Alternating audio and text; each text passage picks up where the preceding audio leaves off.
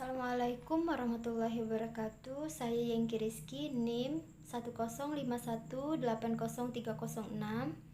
ingin membahas tentang materi kelompok 4, yaitu tentang konjungtur.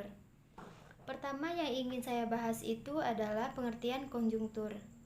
Di sini konjungtur diartikan sebagai kenyataan yang berlaku dalam perekonomian yang menunjukkan bahwa kegiatan ekonomi tidak berkembang secara teratur, tetapi mengalami kenaikan atau kemunduran yang selalu berubah-ubah dari waktu ke waktu. Gambaran atau grafik mengenai konjungtur suatu grafik yang menunjukkan perubahan pendapatan nasional dan ekonomi dari satu waktu ke waktu. Perekonomian tidak selalu berkembang secara teratur dari satu periode lainnya, tetapi selalu mengalami masa naik dan turun. Ada kalanya kegiatan perekonomian berkembang dengan sangat pesat sehingga menimbulkan kenaikan harga-harga. Namun pada periode lainnya, perekonomian mengalami perlambatan dalam perkembangannya dan ada kalanya ia merosot dan berada di tingkat yang paling rendah dari periode sebelumnya. Pergerakan naik turun kegiatan perusahaan-perusahaan di dalam jangka panjang dinamakan konjungtur atau siklus kegiatan perusahaan.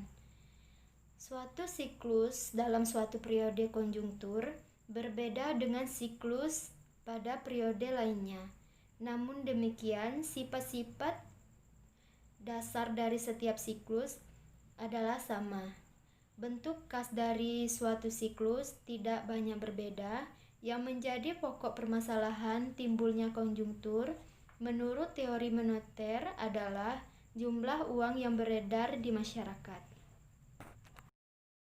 Baiklah, saya akan melanjutkan penjelasan dari teman saya sebelumnya. Materinya masih sama. Jadi, apabila masyarakat banyak memegang uang, itu cenderung akan dipergunakan untuk keperluan konsumsi dan investasi. Dan sebaliknya, apabila masyarakat keuangannya sulit, banyak tidak memegang uang, kekurangan, maka dunia bisnis dan masyarakat juga akan berkurang. Pengurangan jumlah uang sampai pada tingkat minimum ini akan menghalangi upaya dari perusahaan untuk melakukan ekspansi. Kecenderungan masyarakat untuk mengurangi tingkat konsumsinya dan lebih banyak melakukan kegiatan menabung akan menyebabkan pengeluaran total tidak akan mencukupi untuk memperkerjakan semua angkatan kerja. Besarnya tingkat tabungan masyarakat ini walaupun bisa dijadikan sebagai sumber investasi, tapi kurang menguntungkan karena adanya tabungan masyarakat tersebut diikuti dengan rendahnya tingkat konsumsi masyarakat. Terus investasi sebagai kekuatan pendorong yang menentukan konjungtur akan berpengaruh terhadap gerakan konjungtur. Dalam pertumbuhan perekonomian suatu bangsa maupun perekonomian dunia, masa-masa kemajuan, terus pertumbuhan silih berganti dengan masa-masa kemunduran atau kemerosotan. Pada tahun 1930-an, para ahli ekonomi mulai mempelajari gejala naik turunnya kegiatan ekonomi tersebut dan mencari jalan bagaimana dapat diatasi atau tidak diredakan. Assalamualaikum warahmatullahi wabarakatuh. Saya Guntur Wahyudi. Sini saya akan menjelaskan tentang tahap-tahap gelombang konjungtur. Pasang surutnya kegiatan ekonomi nasional secara keseluruhan ini disebut gelombang konjungtur. Namun semua gelombang menunjukkan suatu pola pada dasar yang sama. Satu gelombang atau satu cycle biasanya dibagi dalam 4 tahap, yaitu tahap pertama tahap ekspansi atau kegiatan ekonomi cepat, yaitu tahap kegiatan ekonomi dalam perkembangan pertumbuhan yang cepat sampai tercapai puncak kegiatan, sering juga disebut masa boom atau hausse. Tahap berikutnya adalah resensi atau kelesuan. Semula kemacetan yang timbul menyebabkan laju pertumbuhan ekonomi terhenti dan atau mundur sedikit. Kalau kelesuan itu berlangsung lama dan hebat, di mana semua ekonomi ikut ketularan, kelesuan menjadi kemerosotan. Tahap ketiga yaitu depresi atau kemerosotan. Kegiatan ekonomi semakin merosot lebih daripada beberapa persen saja, di mana produksi berkurang, banyak perusahaan tutup karena rugi, dan pengangguran bertambah. Dan yang terakhir adalah recovery atau pemulihan. Kegiatan ekonomi mulai normal kembali sehingga ada dorongan untuk menghidupkan kembali kegiatan produksi. Dan di sini saya juga akan menjelaskan tentang jenis-jenis konjungtur atau fluktuasi ekonomi. Di sini ada terbagi tiga, yakni tren sekuler, yaitu menunjukkan gerakan-gerakan jangka panjang ke atas atau gerakan jangka panjang ke bawah dalam aktivitas ekonomi. Dan yang ketiga, konjuktur musim, yaitu perubahan-perubahan teratur pada permintaan dan penawaran yang timbul dalam jangka waktu tertentu. Dan yang tiga, konjuktur siklis, yaitu perubahan-perubahan dalam pendapatan dan kesempatan kerja yang timbul dalam periode lebih atau kurang dari masa 6-9 tahun. Sekian, terima kasih. Wassalamualaikum warahmatullahi wabarakatuh. Baiklah, nama saya Azmul Fajri. Saya akan menjelaskan tentang makalah kami, yaitu gelombang konjungtur di Indonesia. Di sini saya akan menjelaskan dalam sistem perekonomian pastinya kita selalu mengalami pasang surutnya, yaitu ekonomi. Indikator atau penyebab terjadinya kesempatan yaitu seperti kesempatan kerja, investasi, tabungan, bunga, beserta anggaran negara lainnya. Dan hal itu tentunya disebabkan oleh hubungan dengan negara lain yang bagi saya kurang efektif karena terjadinya perubahan volume ekspor dan impor tertentu saja, yaitu sangat berpengaruh terhadap negara-negara perdagangan. Dan di sini juga saya akan menjelaskan konjuktur ekonomi dan pendapat dari beberapa ahli. Itu yang pertama saya ambil dari pendapat Jepons de Maur pada tahun 1923, yaitu kegiatan ekonomi ini terjadi karena adanya perubahan alam. Yang kedua dari Pigou tahun 1927, itu fluktuasi kegiatan ekonomi terjadi adanya faktor psikologis para pelaku bisnis.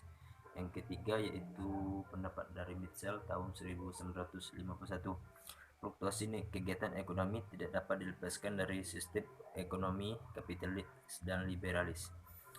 Dan istilah dari gelombang ekonomi konjungtur itu tersebut ialah menunjukkan gejala naik turunnya kegiatan ekonomi, produksi, perdagangan, investasi, dan konsumsi. Dan kebanyakan gelombang ini bertahan selama 3-4 tahun. Mungkin inilah dapat saya sampaikan. Assalamualaikum warahmatullahi wabarakatuh. Assalamualaikum warahmatullahi wabarakatuh. Perkenalkan, nama saya Tri Sudarno. Baiklah, di sini saya akan melanjutkan materi berikutnya. Gelombang konjungtur di Indonesia. Dalam sistem perekonomian yang dianut oleh Indonesia, kita selalu mengalami gelombang pasang surut pertumbuhan ekonomi beserta indikator-indikator seperti kesempatan kerja, investasi, dan tabungan. Pengaruh adanya konjungtur terhadap perekonomian Indonesia sangat terasa pada neraca perdagangan Indonesia, karena Indonesia selama ini mengadakan hubungan dagang dengan negara-negara di dunia. Karena itu, terjadinya perubahan volume ekspor dan impor akan tampak sekali. Baiklah, mungkin lebih lengkapnya bisa dilihat di makalah kami. Mungkin itu saja yang dapat saya sampaikan. Lebih dan kurangnya saya minta maaf. Yang ingin bertanya silakan bertanya. Saya tutup dengan wassalamualaikum warahmatullahi wabarakatuh. Assalamualaikum warahmatullahi wabarakatuh. Nama saya Muhammad Rani Fakri, NIM 1051800293. Dan kali ini saya akan melanjutkan materi dari kelompok kami. Tepatnya ya ini berjudul konjungtur.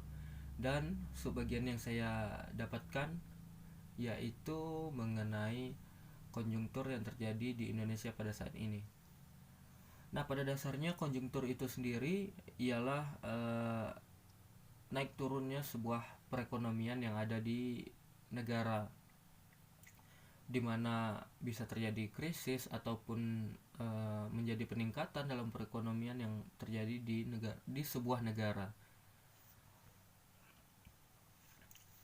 Berdasarkan pengalaman sejarah, sistem ekonomi pasar selalu mengalami pasang surut yang dapat digambarkan dalam sebuah kurva konjungtur ekonomi. Kurva tersebut terdiri dari beberapa bagian, antara lain masa pertumbuhan, masa puncak kemakmuran, masa kemunduran, dan masa keterpurukan. Setelah krisis dapat teratasi, maka akan disambung dengan masa pemulihan atau recovery.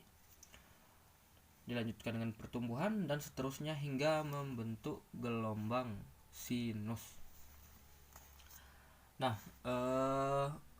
konjungtur itu sendiri apabila kita pahami secara bahasa yang gampang saja, maka dapat kita katakan itu adalah sebuah gelombang naik turunnya sebuah perekonomian pada sebuah negara. Indonesia pada saat ini sebagai negara kepulauan yang juga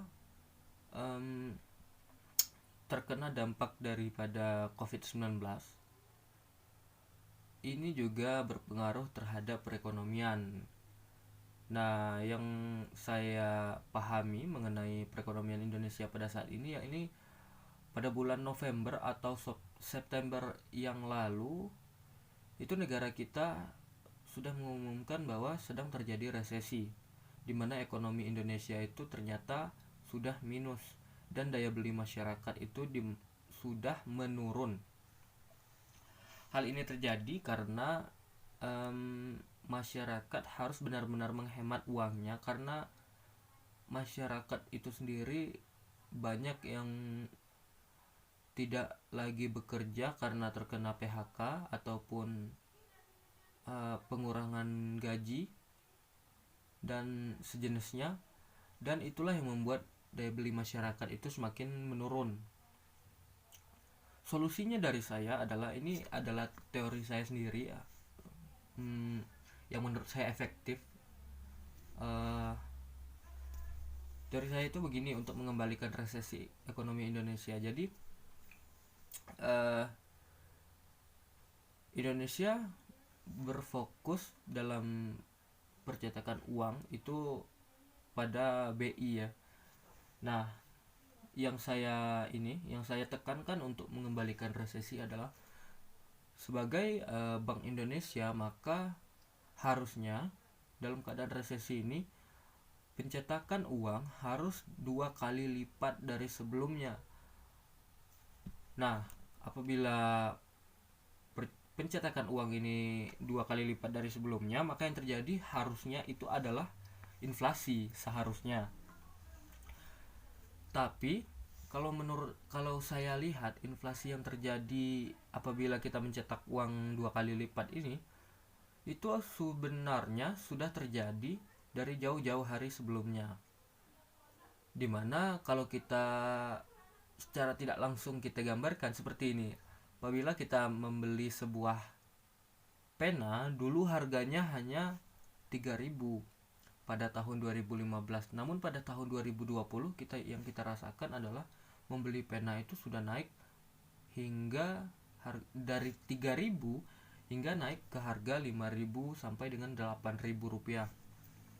Nah, hal seperti ini saja sudah dapat dikategorikan sebuah inflasi. Jadi apabila kita takut terhadap inflasi, maka seharusnya dari dulu sebenarnya kita sudah terjadi inflasi atau bagaimana. Nah, selain itu mencetak uang 2 kali lipat tersebut itu bukan untuk bukan untuk bisnis dagang atau tidak digunakan secara optimal. Pencetakan uang yang 2 kali lipat lebih banyak daripada sebelumnya itu digunakan untuk menyuntik ekonomi masyarakat. Penyebarannya dibagi rata di seluruh negara agar resesi bangkit tanpa inflasi yang sangat signifikan. Dan pencetakan uang ini digunakan untuk menyuntik ekonomi, salah satunya memberikan kepada UMKM, UKM, dan sejenisnya, karena pada dasarnya ekonomi Indonesia ini seluruhnya itu hampir 70% bergantung kepada UMKM. Mungkin itu saja solusi dari saya mengenai teori konjungtur yang terjadi pada Indonesia pada saat ini. Sekian dari saya, terima kasih. Assalamualaikum warahmatullahi wabarakatuh.